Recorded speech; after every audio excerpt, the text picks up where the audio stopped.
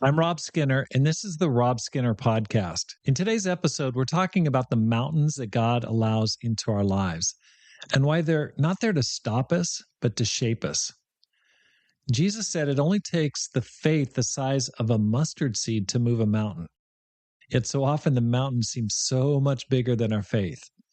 What if the obstacle in front of you isn't punishment, but purpose? What if God assigned you this mountain so others could see that it could be moved? Today, we'll explore how faith grows in impossible situations and how God uses our struggles to inspire belief in others. All this and more on the Rob Skinner Podcast.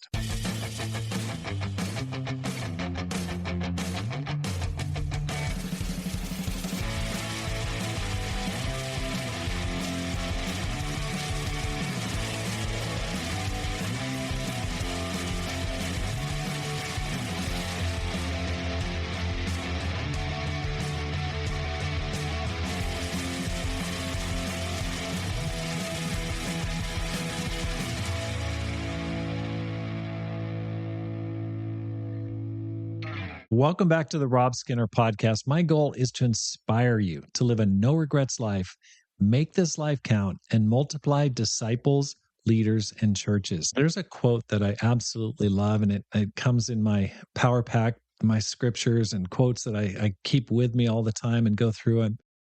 And it says, "You've been assigned this mountain to show others it can be moved." You have been assigned this mountain to show others it can be moved. And that quote hit me the first time I ever heard it. I go, oh my gosh, that is so awesome. Because let's be honest, sometimes life hands us mountains we never asked for.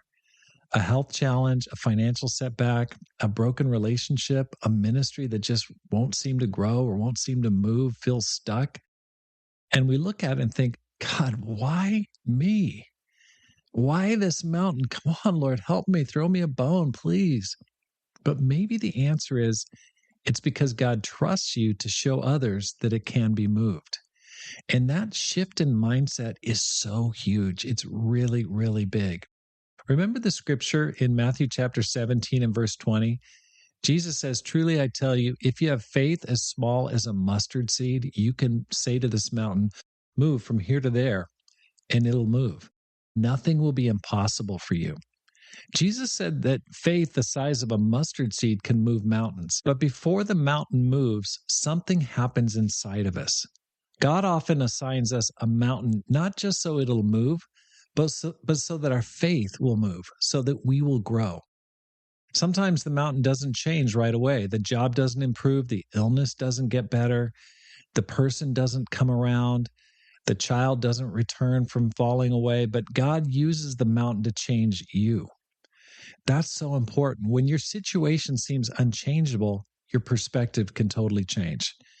You can take what feels like a curse and turn it into a challenge. And I feel like that's so important, especially because there's so many people that are wrestling with ministry situations that seem so intractable.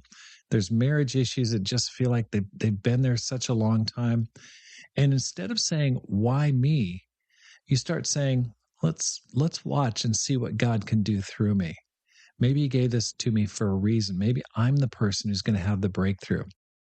There have been so many times in my life when I faced what looks like an immovable obstacle, something that just felt way too big for my strength, for my knowledge, for my experience, for my capacity, too heavy for my faith.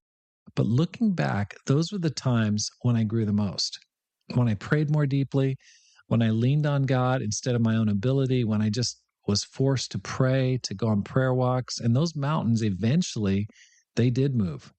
Now, sometimes the situation changed, and sometimes I changed. And so that's a really important qualification. I didn't always get exactly what I wanted. That didn't always change. But inevitably, something would change on the inside for me. Either way, faith won. Now, maybe you're standing in front of a mountain right now. You're just like, oh my gosh, this is so much bigger than you can imagine. You've prayed, you've tried, and it still hasn't budged. Don't give up. Mountains aren't assigned to crush you. They're assigned to train you. They exist so that when you do finally move them, others will see your story and believe it's possible for them too. So here's the challenge.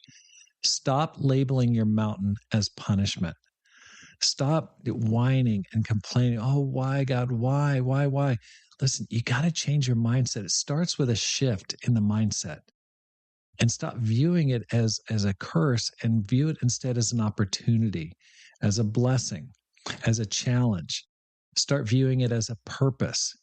If God allowed it, He's got a plan for it. And maybe the plan just isn't for you. Maybe it's for someone else who's watching your life right now. Maybe it's your kids watching you. Maybe it's your wife watching you. Maybe it's members of your congregation or of your small group or the people around you. Every miracle in the Bible started with an impossible situation. That's why the Bible stories are so impossible. I mean, Daniel in the lion's den, the guys in the fire. All these things started with like, oh, that's impossible. How's he going to get out of that situation? The Israelites on the banks of the Red Sea, it's like impossible. They're totally got their back up against the wall. That's when God shows His glory. It always starts with an impossible situation. Every testimony starts with a test. Your faith story might be the very thing that inspires someone else to trust God again. So today, just take a deep breath. Deep breath in, look at your mountain, the one that's been wearing you down, keeping you up at night, and say this: I have been assigned this mountain to show others it can be moved. You don't have to move it overnight. You just have to take the next step of faith. Pray again, believe again, keep going, because on the other side of that mountain is someone waiting to see what faith can do. And someday in the future, you're going to get up, maybe in your congregation, your small group, and say, I faced a mountain and I saw God move it. You might be just the person who's going to show them how to move that mountain. Thanks so much for listening. Here's how you can help support the program. Please sign up for my weekly newsletter. I really appreciate it. I want to keep in touch with you. I want to do a better job of communicating. I want to know what's going on in your life. I do a lot of talking here, and I'd love to hear what's happening with you. I want to stay in touch. So whether you're in Bangladesh or whether you are in Burundi, email me. Let me know what's happening. And go to my website at robskinner.com and sign up for my weekly newsletter, where I just want to keep in touch with you and keep you posted on what's going on in my life as well. Because my goal is to inspire you to live a no regrets life, make this life count, and multiply disciples, leaders, and churches. Have a great day and make this life count.